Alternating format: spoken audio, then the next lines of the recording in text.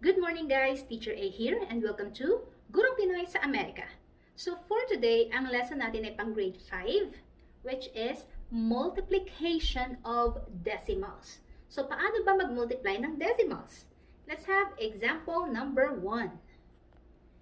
Yan, so ang given natin ay 17 times 0.5 or 5 tenths. So sa pag-multiply ng decimal, ang first step natin ay isusulat natin siya into column. Okay? So, vertically. So, 17 times, yung times symbol natin, 0.5. So, we have 0.5. Naka-align siya sa kanan. Okay? So, sa pag-multiply ng decimal, iti-treat natin siya as whole numbers. So, kung paano ba tayo mag-multiply ng whole numbers, ganun muna ang gagawin natin. So, paano ba yon? Siyempre, mag-start tayo sa right side. So, 5 times 7 ay 35. Carry 3.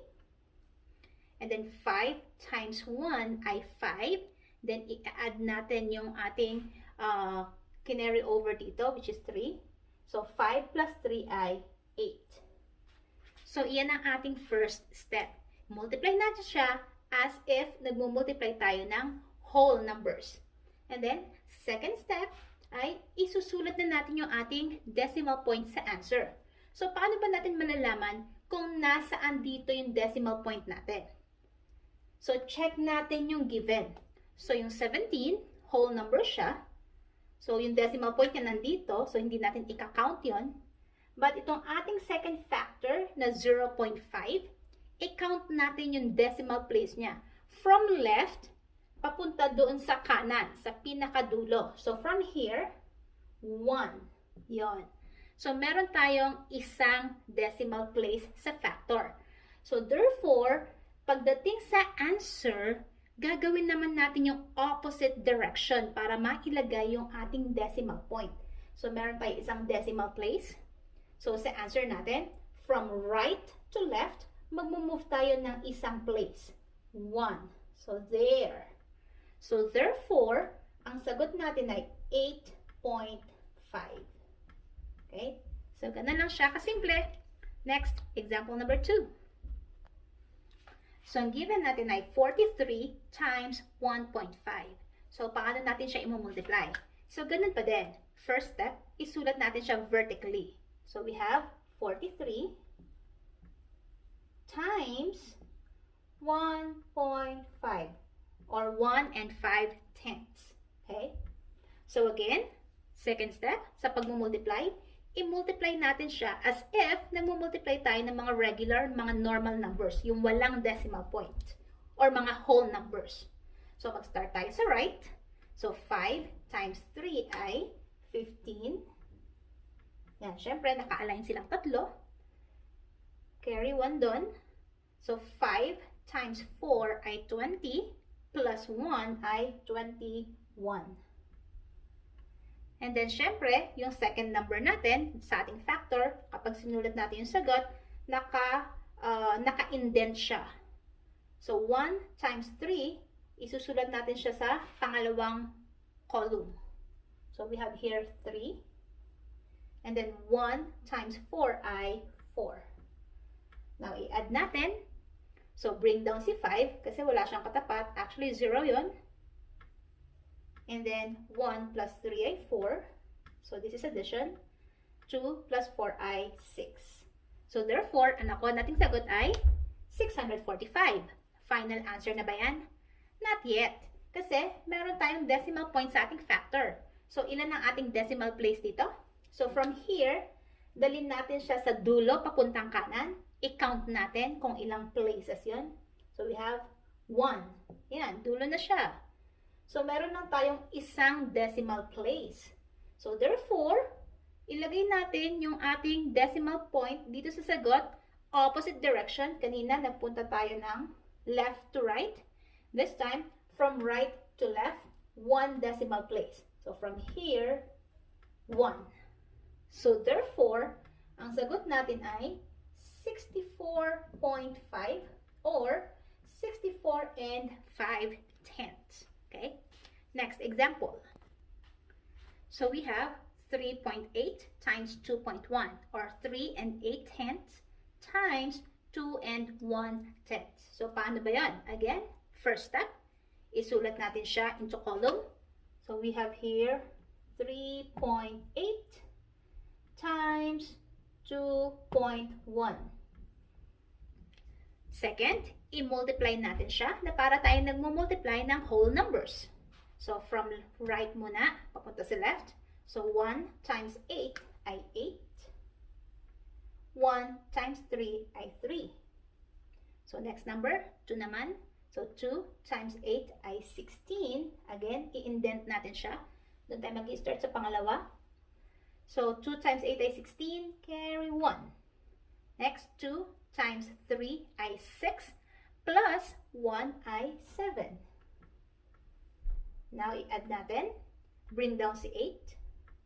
Or 8 plus 0 ay 8. 3 plus 6 ay 9. Then, bring down natin si 7. Final answer na ba? Not yet. Ang third step natin or yung last step natin ay i-count natin yung mga decimal places sa ating factors at ilalagay natin yun sa ating sagot.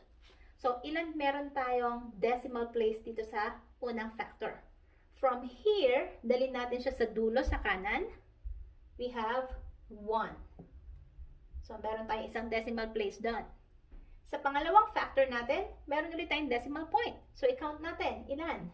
From here, papunta sa dulo. Again, 1. So, ilan lahat ng ating decimal places? 2. So, therefore, yung sagot natin, meron tayong 2 decimal places. Paano ulit siya ilalagay? Opposite direction. This time, from right to left, 2 places. 1, 2. Point. So, therefore, ang final answer natin ay 7.98. Yan. Okay? Next example. So, ang given natin ay 3.65 times 2.4. Again, first step, isulat natin siya vertically or into column. We have 3.64 times 2.4. So, we have 2.4. Yan, naka-align siya sa right side. Next, second step, i-multiply natin sila as if we are multiplying whole numbers. So, i-ignore muna natin yung mga decimal points. Multiply natin from right, of course, to left. 4 times 4 ay 16. Carry 1. So, 4 times 6 ay 24. Okay, so yung last example natin, 3.65 times 2.4. Again, first step, isulat natin siya vertically or into column. So we have 3.65 times 2.4.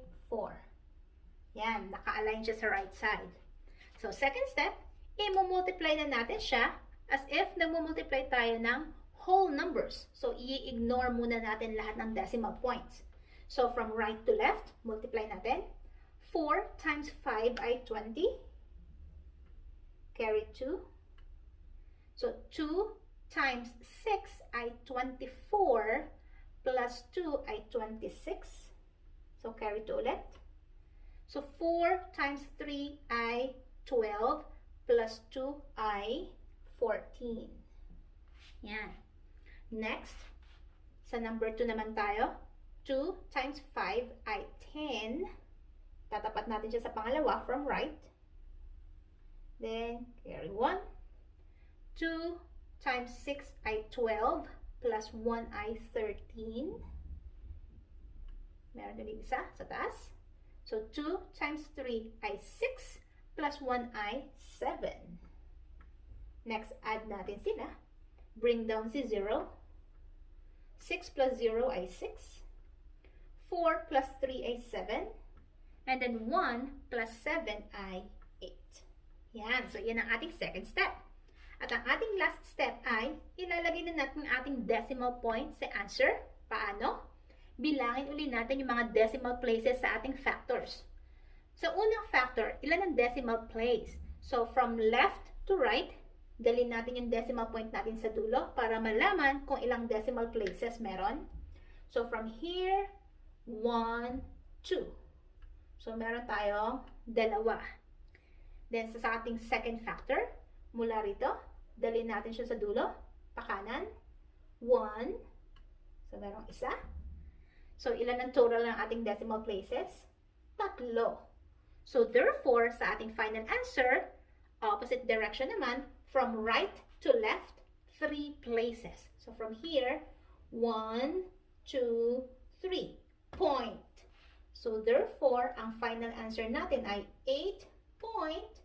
Then, kopyahin natin yung natitirang numbers. There.